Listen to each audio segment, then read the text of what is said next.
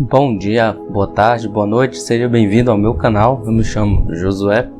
Hoje nós estamos aqui para dar continuidade ao nosso estudo em Apocalipse, capítulo de número 5. Espero que você esteja bem, espero que esse ano de 2021 possa ser um ano de bênção, onde você esteja na presença de Deus, Deus fale ao seu coração e que nós possamos crescer juntos na presença de Deus, aguardando a sua bem-aventurada vinda. Este tema do Apocalipse é um tema que algumas pessoas ficam temerosas, mas nós nos apegamos naquilo que Jesus fala: bem-aventurado aquele que lê e ouve as palavras das profecias deste livro. Vamos ler o texto que está em Apocalipse capítulo 5, do versículo 1 ao 14. Nós vamos ver o livro e o cordeiro vencedor.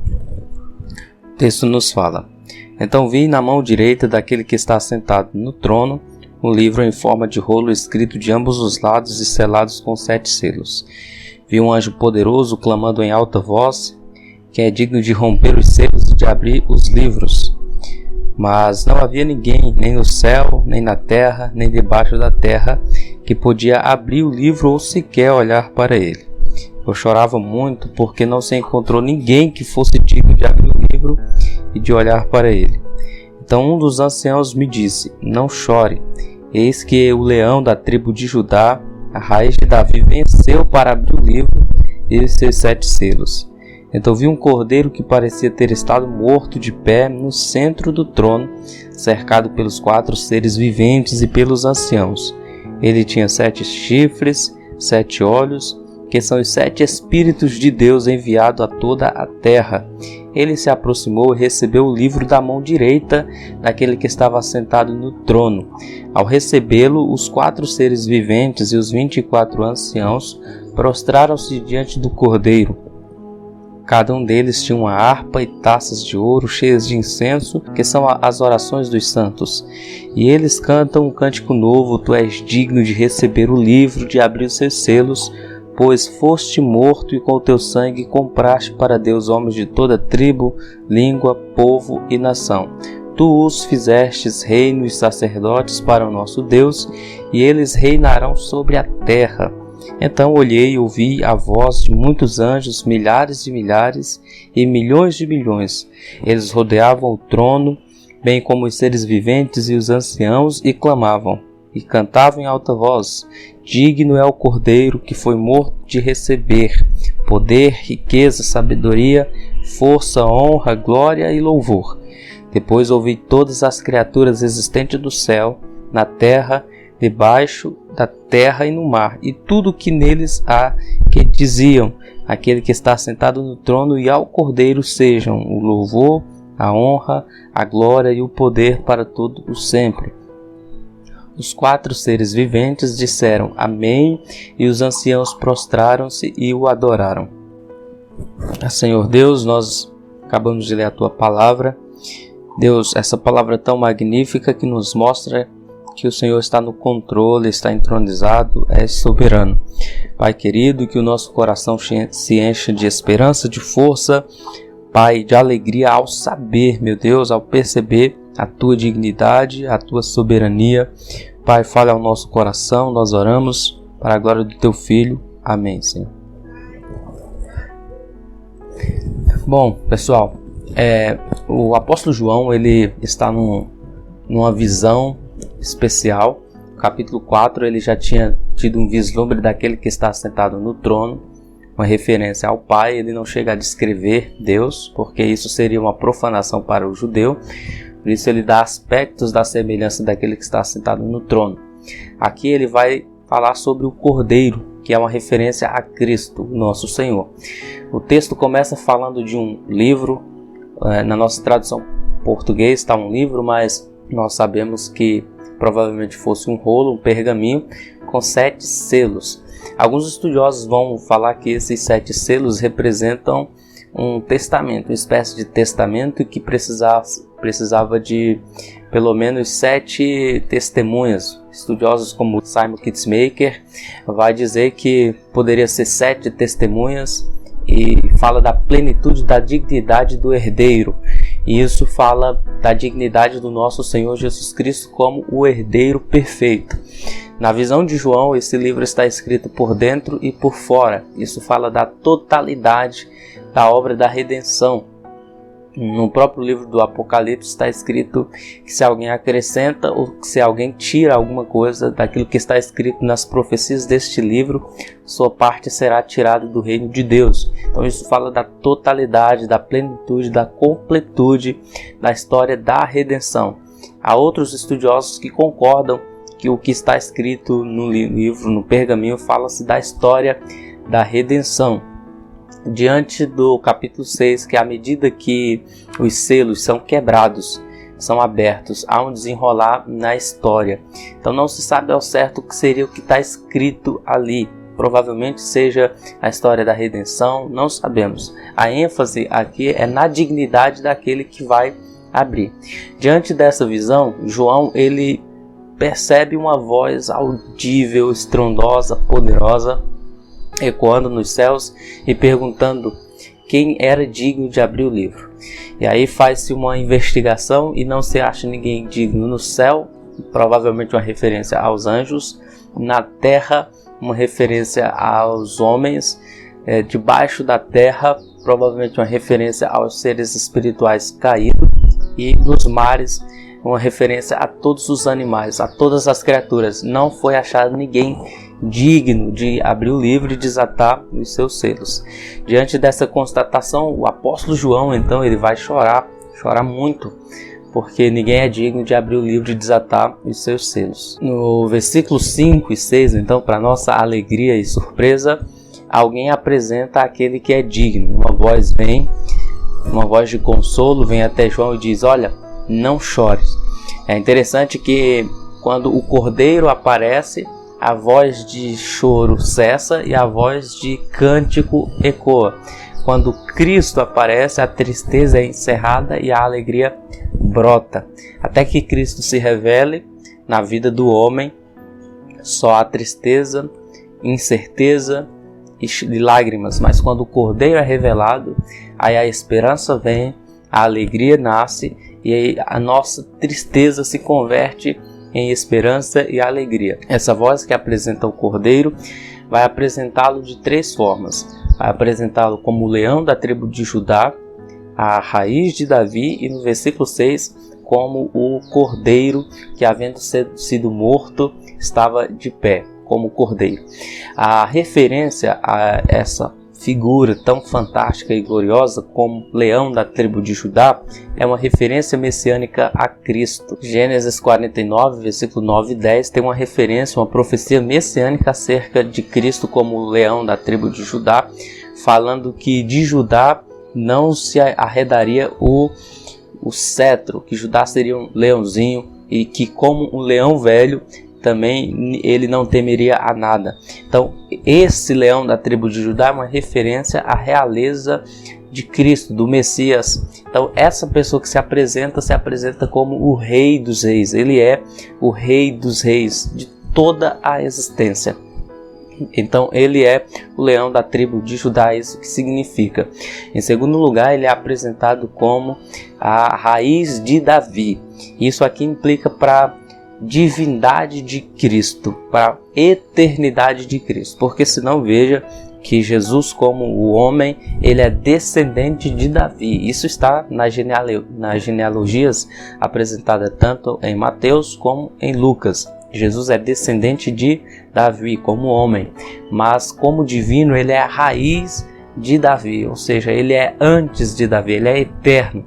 Davi é que procede dele, porque lá em João, capítulo 1, no Evangelho de João, a palavra fala que ele era o verbo que estava com Deus e sem ele nada do que foi feito haveria de se fazer. Então ele é antes da criação. Isso aponta para a eternidade daquele que é o consolo daquele que chora.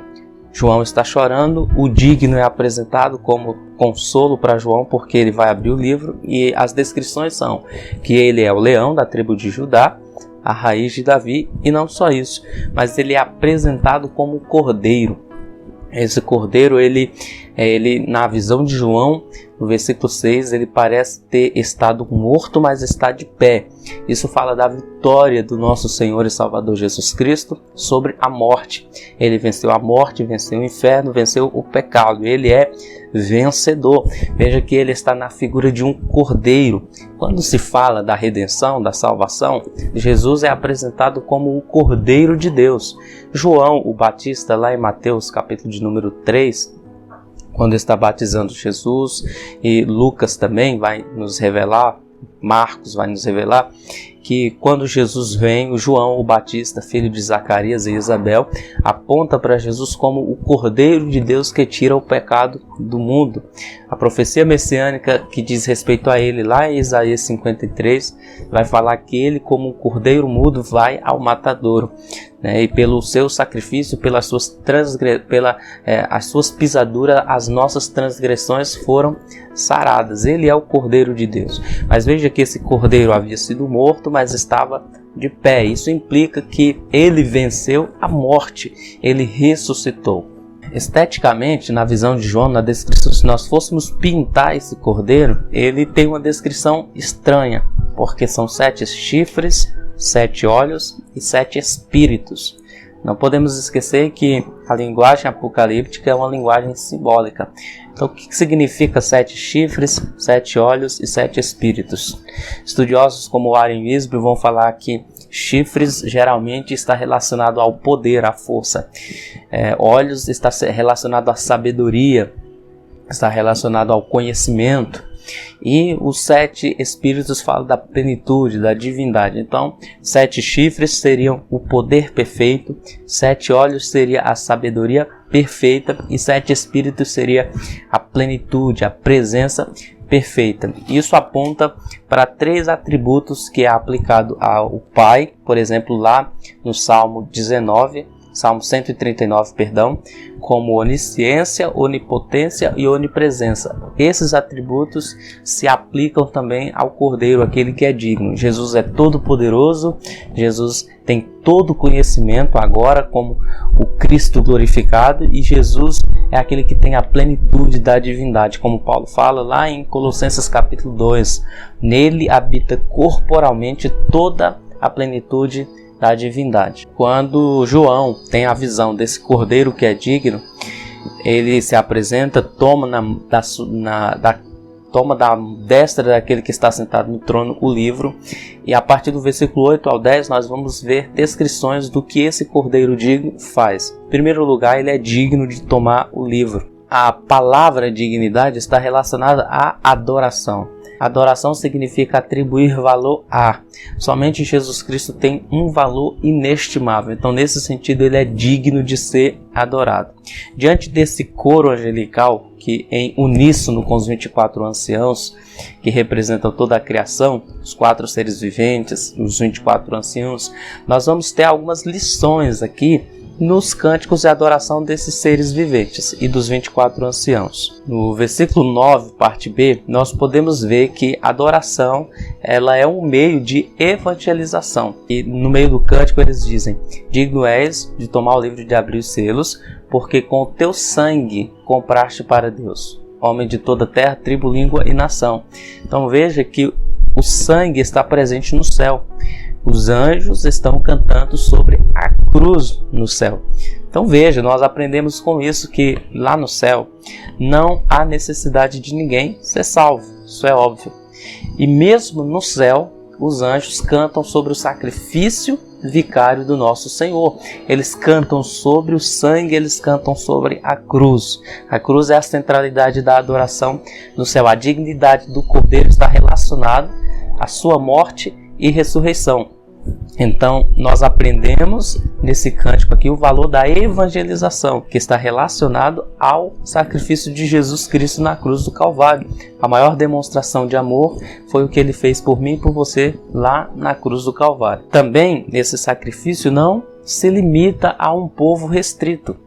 Esse sacrifício, ele abrange as pessoas, ele alcança pessoas de toda terra, tribo, língua e nação. Então isso fala do amor de Deus, não somente para judeu, grego, mas para todos os pecadores espalhados pelo mundo. Então é um cântico que nos ensina o valor da evangelização para todas as pessoas, né? Não podemos fazer acepção de pessoas. Jesus Cristo veio para salvar homem, mulher, jovem, criança, pessoa de toda faixa etária, de qualquer grau social ou cultural. O sacrifício de Jesus Cristo é para todos os pecadores. E esse sacrifício de Jesus, ele muda o estado dos pecadores, porque os seres viventes e os 24 anciãos vão cantar, informando que com esse sacrifício de Jesus, ele comparaste para Deus homens de toda terra, tribo, língua e nação, e para Deus os constituístes, ou seja, os fizestes reinos e sacerdotes. Então, o sacrifício de Jesus muda o estado dos pecadores. Nós estávamos mortos em pecados e delitos, não merecíamos nada, mas pela graça de Deus fomos alcançados. E a descrição aqui é uma descrição de honra. Aqueles que foram alcançados, aqueles que se arrependem dos seus pecados, são postos em um estado de honra. Somente Jesus pode nos dar esse estado de honra, essa regeneração. A maior honra de todas é o simples fato de, por meio de Jesus Cristo, nós sermos chamados e chamadas filhos de Deus. Isso é uma honra inestimável. Do versículo 11 ao 14, no finalzinho desse capítulo, nós temos o ápice da adoração. Deixe-me ler os versículos 11 ao 14 só para recapitularmos aqui, que adoração magnífica. O texto vai nos falar que João olha e ouve a voz de muitos anjos, milhares e milhares de anjos e milhões de milhões. É um número incalculável.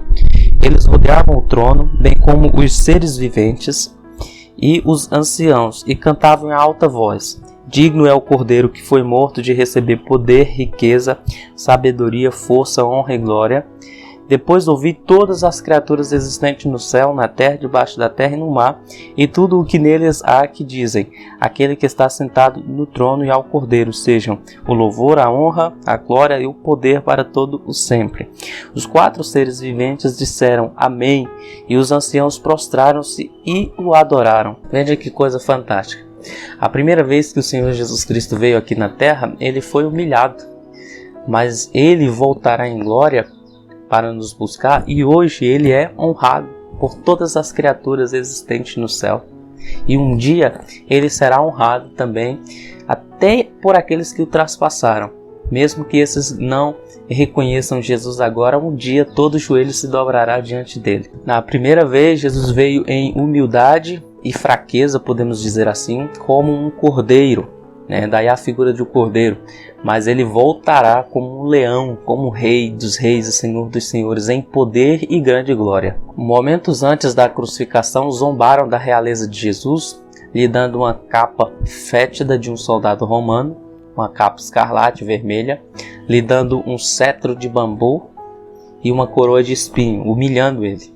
Mas quando ele voltar em glória, e hoje, atualmente, em glória, nesse exato momento, ele está entronizado, com coroas de glória, com coroas de ouro, que é indescritível para mim e para você, com um manto real de rei dos reis e senhor dos senhores, e com toda a dignidade, e com cetro de ouro e com cetro de ferro em suas mãos, e com ele julgará as nações. E aí, no finalzinho do nosso vídeo, eu quero falar que talvez você creia no Cristo Criador de todas as coisas. Talvez você esteja assistindo e fale: não, pastor, eu creio que Jesus é o Criador de todas as coisas. Mas a pergunta é: você crê em Jesus como o seu Redentor? Você crê em Jesus como o seu Salvador? Você já entregou a sua vida para Cristo? Entregue. Essa é a melhor opção que você irá tomar na sua vida e não irá se arrepender de forma nenhuma. Um dia você olhará para mim e falará: valeu a pena naquele dia que eu decidi entregar a minha vida para Jesus, reconhecendo Ele como Rei dos Reis e Senhor dos Senhores. E quando nós fazemos isso, Ele nos reconhece como Filho de Deus. O apóstolo Paulo fala que com o coração nós cremos e com a boca nós fazemos confissão, né? Nós confessamos o Senhor Jesus Cristo. O próprio Jesus disse que se alguém não tem vergonha de confessá-lo diante dos homens, ele também não terá vergonha de confessá-lo diante dos anjos, diante do Pai. Então tome essa decisão sábia. Veja que Jesus é digno, é o Cordeiro digno e toda a história está nas suas mãos. Ele é digno. Ele é digno de receber toda a honra, toda a glória, todo o louvor. Porque por meio dele nós podemos ter acesso ao trono da graça do Pai. Espero que esse vídeo tenha sido bênção para você, não apenas em caráter de informação, mas como palavra de Deus que tenha falado a sua vida. Amém? Se esse vídeo foi útil para você e abençoador, você pode nos ajudar deixando o joinha, ativando os sininhos, se inscrevendo no nosso canal caso ainda não seja inscrito e compartilhando para o maior número de pessoas para assim levarmos a palavra de Deus. Amém? Se você quiser e pode, vamos orar. Senhor Deus, nós oramos a Ti nesse momento, pedindo que a Tua palavra seja aplicada ao coração desse irmão e dessa irmã. Senhor Jesus, eu não sei como se encontra o estado de espírito dele e dela, como se encontra o coração dele e dela, mas o Senhor sabe. Tu és Deus de perto, Tu és Deus de longe. A nossa oração é que o Senhor os alcance, que o Senhor os redima, que o Senhor faça morada no coração deles, os ajude, meu Deus, fortaleça a fé dele e dela para vencer mais um ano para a glória do Senhor. Nós oramos em nome de Jesus e declaramos: Tu és digno, Senhor, de receber honra e glória. Tu és o nosso Senhor, Tu és o nosso Salvador. Pai, nós oramos em nome de Jesus, ser conosco. Amém. É isso, pessoal. Fique com essa palavra no seu coração. Que Deus abençoe sua vida. Um beijo fraterno no seu coração e até o nosso próximo encontro. Tchau, tchau.